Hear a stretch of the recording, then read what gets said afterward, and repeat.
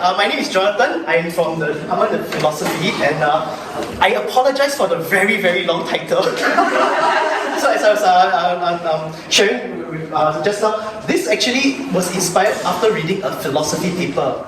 Yeah, and I realized it is actually a lot of relevance to teaching. Yeah. Now, let me just give you some background first, alright? I've been teaching in NUS for 6 years already, and through my 6 years career, I've been teaching compulsory interdisciplinary modules. 3 in fact, yeah? And over the years, okay, over these 6 years, I've always diagnosed this problem with students as a self-confidence problem. That, students come in and say, oh, it's an unfamiliar subject. They always use a lot of language of fear. I'm anxious, I'm afraid. From both STEM and non-STEM majors, yeah? So when I finally became an instructor, module coordinator, I told myself, I am going to work on this, I'm going to work on that self-confidence for in this module, yeah? But then at the end of the first semester where I ran it, okay, I started chatting with some students who got A+, right? They showed me great competency. And you know what came to my surprise? They said this, Cher, I don't dare to put these skills on my CV. I don't think I'm good at it. Then I was like, oh my gosh, it was a huge wake-up call for me because my module, computational reasoning, I'm teaching them data analysis, coding, and philosophical critical thinking skills, okay? And they can do all this.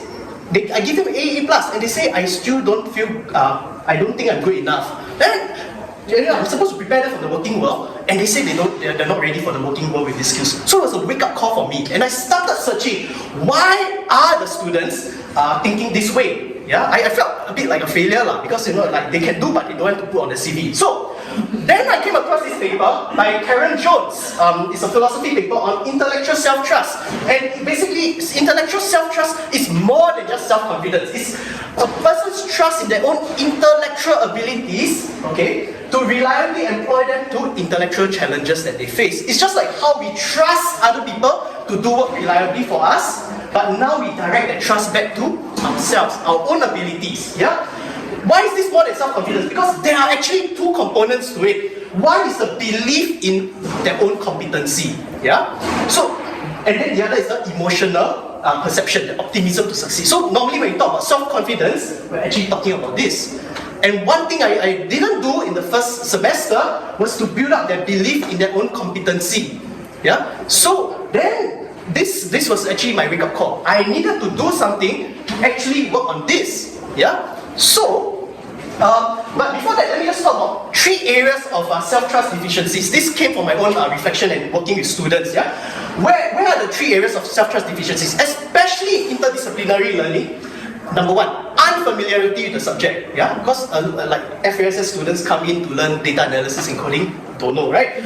Or even if you have STEM majors coming in to do something from the arts and social science, also don't know. Unfamiliarity, then we feel less trust in ourselves.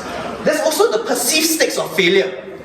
All the assignments, we always talk about grades, right? The students worry about grades, but actually there's more than that. When I talk to students, I start to realize it's not just grades they're worried about. Many students now say, I link my self-worth with my grades. So what is at stake? Their personal identity. So a bad grade results in an existential crisis. I'm not good enough. I'm not the person I thought I would be. There is way more at stake when it comes to interdisciplinary learning. And lastly, prior bad experience. So art students will always tell me, I'm in FASS because I'm bad at math, I'm in bad at science and all that. Secondary school JC gave me that experience. Or your STEM majors will say, I'm terrible at writing essays. That's why I'm in STEM majors, right? So all this lead up. So in the interdisciplinary module, most students will fall into one of these 3 reasons, right?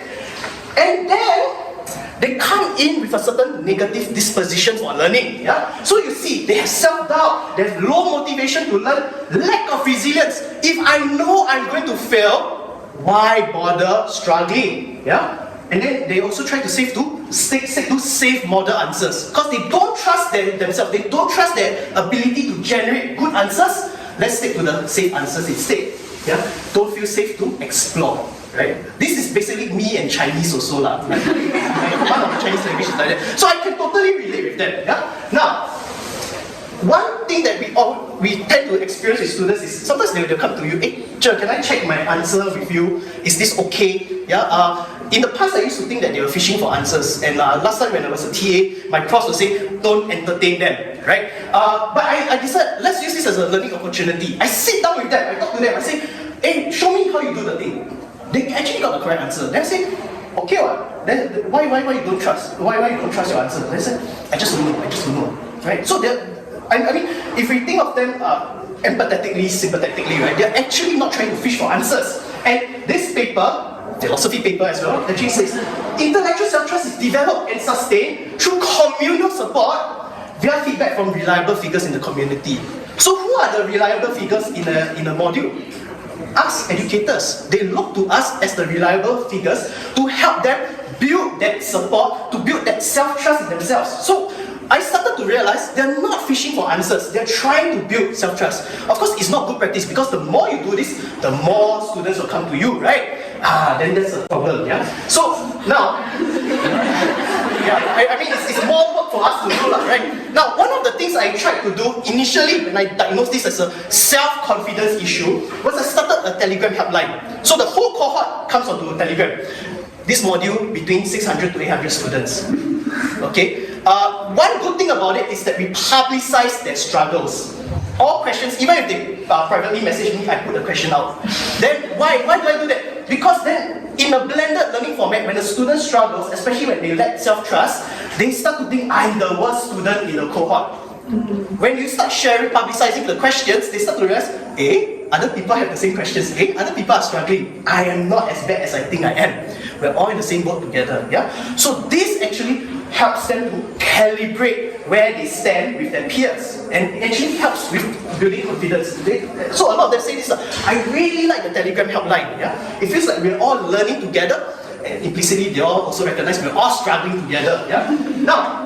But of course, after the first semester, I was like trying to assure them, trying to build that confidence, right, their intellectual self-trust. But in many ways, it kind of killed me because 800 students, I spend way too much time on Telegram. Yeah. So I started to ask the question: can I automate this? Do we really necessarily need communal support from reliable authority figures to help them? And before I get into the methods, I will tell you the answer is yes. Okay. Yeah. So.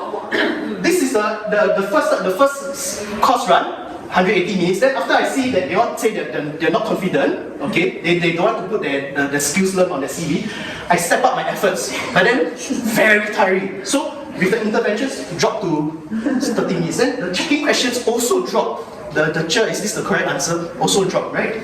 So then my time on Telegram is more productive also. We are asking the real solid questions.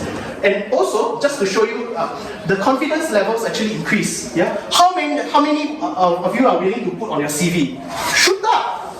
Around 40% after the interventions. Oh, 2 minutes, okay. So, the 2 interventions, very, very quickly, knowledge checker quiz. I rethought the way we implement quizzes.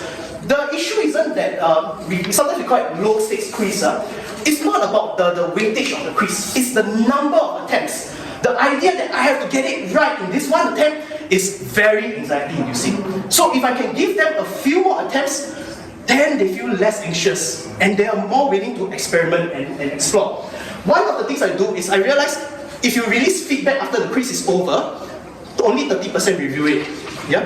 If you provide the feedback while the quiz still matters, while the grade still matters, almost 100% will actually bother to review. So with that, they start to see each attempt the quiz marks improve. Go up, go up, go up. Then if they get full marks, sure, the satisfaction is very good.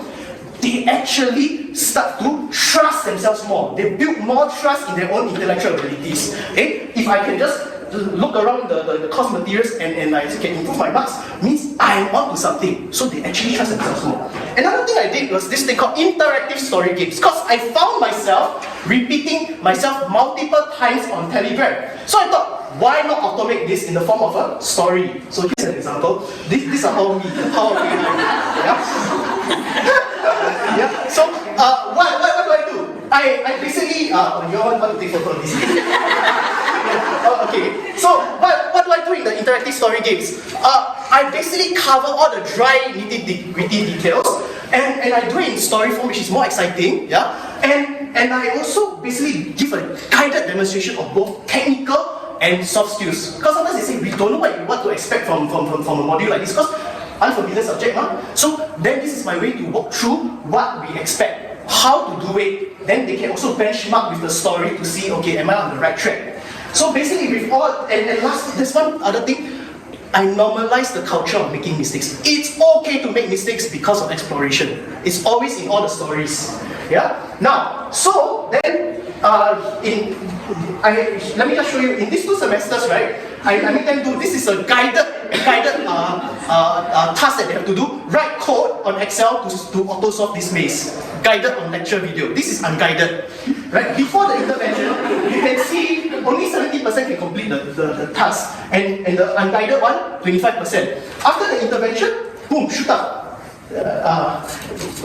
Okay, you can see she actually shot up quite exponentially, quite high, right?